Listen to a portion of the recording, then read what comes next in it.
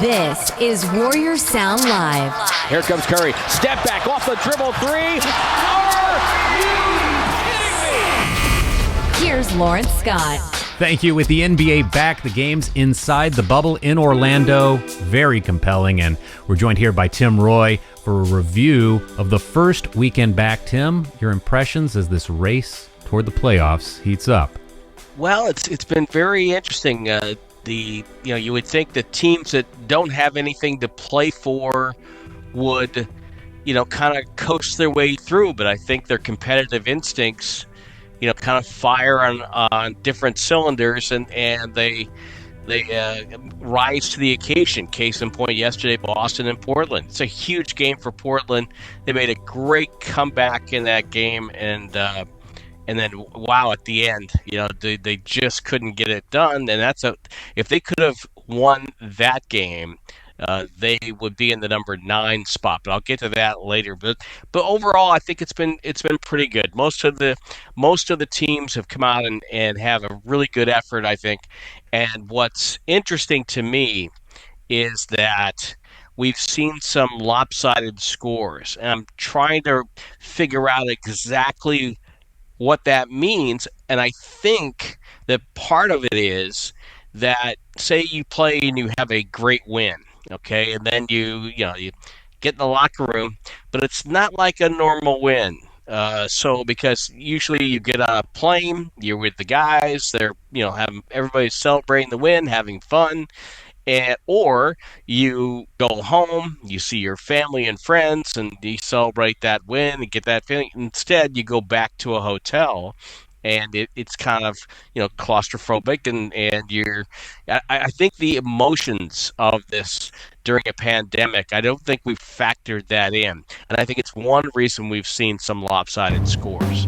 Some of these players feeling very comfortable in the bubble, and I'll tell you, since 2010, 3 players have had 50-plus points in a game while taking fewer than 5 free throws in that game. Warriors guards Stephen Curry, Klay Thompson, and now, as of this restart in Orlando, T.J. Warren of the Pacers.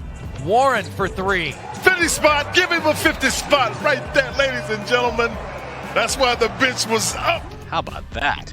The one thing about T.J. Warren we've known since he came into the league was he's a bucket getter. He just scores. And what he did the other day against Philadelphia, I mean, you're 20 of 29 from the field. That's an incredible number. And he did it in a very competitive game.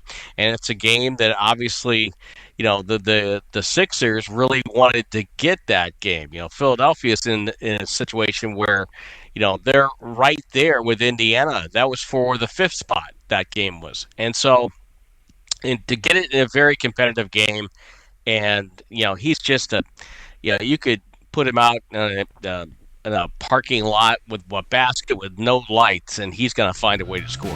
James Harden, another early standout, 49 points in an overtime win over Dallas on Friday, joining ESPN's Rachel Nichols after the game. We just want to be playing well on both ends of the ball, offensively and defensively. Our communication, tonight was a really good start. Obviously, we made a lot of mistakes, but we'll watch film on that tomorrow and then be better the next day. Well, I was bragging on your conditioning, how you've been running the steps up and down at the hotel. How do you feel now that you're getting back in there? You can't be telling everybody my secrets, man. That's my whole job is to tell everyone your secrets, I feel James. good. Come on. Overtime game for the first game of regular season in a long time, and I think my body held up very, very well. So I'm just proud of my guys for keep fighting and keep competing. Excellent. Thank you so much, James. Thanks, we Rich. appreciate it. Back to you guys. The Beard's secrets and the Rockets' secret seems to be looking hungry and being focused in the bubble, beating the Mavs Friday and then the Bucks on Sunday, Tim. Yeah, it's interesting, too, because you would think, okay, the urgency when you have from 3 to 6 and you have 4 teams within a game and a half, you would think, the urgency would be to get home court, try to get to 4-3 and get home court. There's no home court in this particular scenario. So what's the motivation? Well, the motivation might be to find the best matchup for you so that you can get to a second round and maybe play one of the LA teams. So to me, it's going to be really curious to see how this plays out. Denver's currently in third. Houston and Utah are tied, though I believe Houston has the tiebreaker in that situation for 4. I think that would be a fabulous first-round series with this caveat. In years gone by, the team that Utah really doesn't match up well with is Houston. I think they like to get the 3 and get Houston off their dance card, at least for the first round or so. So I think it's going to be really curious. Oklahoma City, they just found chemistry this year. Dallas hasn't won a game yet in the bubble, but they qualify for the playoffs because of losses behind them.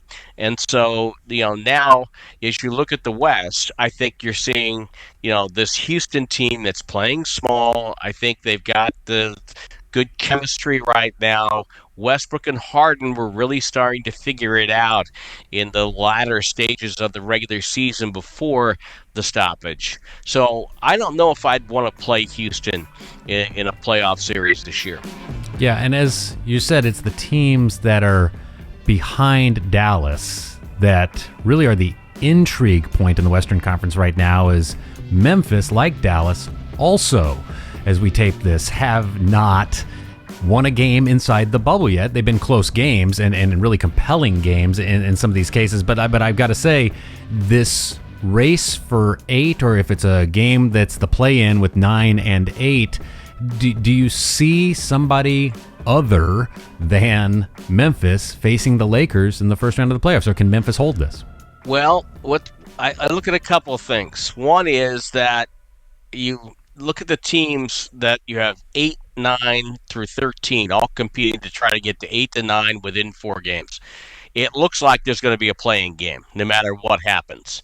I think Memphis is okay, but they have a big game this week. Early in the week, they take on New Orleans. Neither team has won yet, and if New Orleans is going to get back into this, they have to win that game, because if they lose, then they're 4.5 back, which is not, they could get to the play-in level, but they would have still Portland and, wait for it, the San Antonio Spurs ahead of them. Here, the Spurs are, to me, the most intriguing thing here, because we all kind of discounted them without LaMarcus Aldridge. So what does Greg Popovich do? He starts 4 guards and Jakob Poeltl the other night, and they win. They are Jakob Poeltl was a plus 25 in their last victories. The Spurs have won their first 2, and they're just doing it with these young guards around DeMar DeRozan. It's so much fun to watch, and who knows? Like I've always said about San Antonio, you can't count them out until you're at the funeral, throwing dirt on the grave, because they're always there. Talk about other players who have impressed early inside the bubble, and this includes former Warrior center Manute Bol's son, Bol. Bol back in. Nice feed ahead. Oh, what goodness. A pass. Wow. Very solid in scrimmages and now games with Denver. And it's funny, too, because he's a guy that dropped a little bit during the lottery process, and I think part of that was injury. Part of that, they weren't really sure about him and about his attitude and love for the game. But he's kind of shown everybody that he can play. And it was really fun to watch when Michael Malone rolled out his jumbo package in one of those scrimmages. What'd they start, 5 bigs? Mm-hmm. That was fun to watch. But again, they have some intriguing pieces in Denver. They have some guys who aren't playing for them right now, so that's a problem. But I think they're going to be okay. I think if they do make some noise in the postseason, I think Bol will be a part of that. I think they have to find a little bit more some chemistry, with their guard line right now. They don't have Harris, and that's been a problem for them.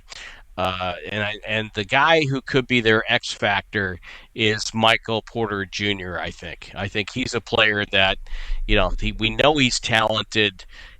Can he, rise to the occasion and maybe, not show his youth as much and be the kind of player that Denver wants him to be. So I think they have some pieces there, but I think for them to go deep, they have to find somebody on the guard line and either someone like Bol Bol or Porter Jr. to give them that youthful energy around Jokic. Thinking back to that first night back of NBA action on Thursday, capped by both wins from the Jazz and Lakers.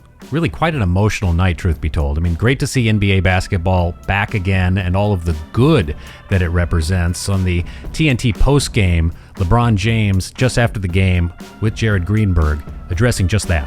Could you get a sense tonight that this game was indeed bigger than basketball? Absolutely. The game of basketball has always been bigger than just the ball in the rim and 10 guys on the floor with referees. It's an opportunity to use this platform and be able to spread a lot of positive, a lot of love throughout the course of the whole world.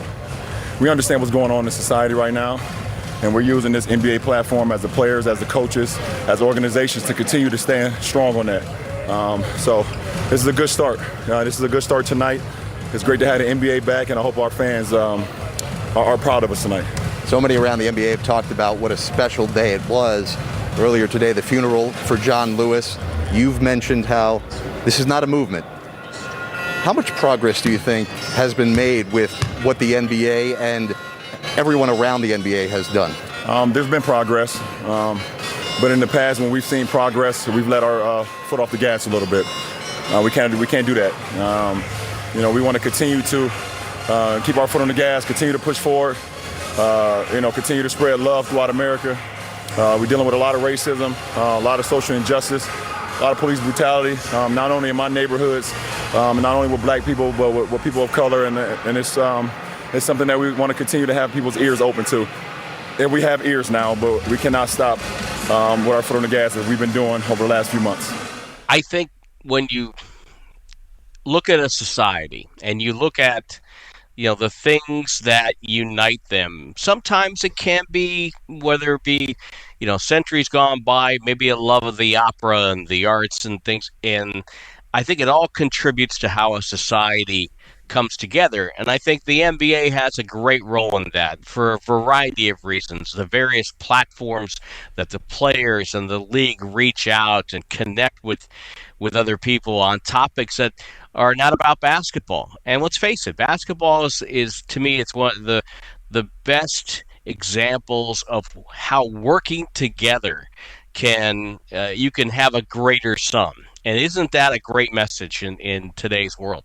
Where you have 5 players working as one, and they become better than maybe if you took the sum of the 5 individually. And so I think, what LeBron was talking about there is that, that's the message of basketball. Working together for a common cause can bring good. And I think in this particular case, I think the NBA has brought some much-needed distraction to the pandemic, and it's brought the message of the times, and it will amplify as we go on and into the playoffs. And I think that's going to be a great thing.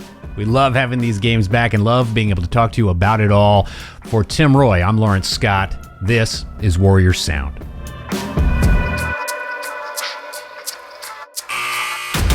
This has been Warriors Sound Live. Right side 3. Got it!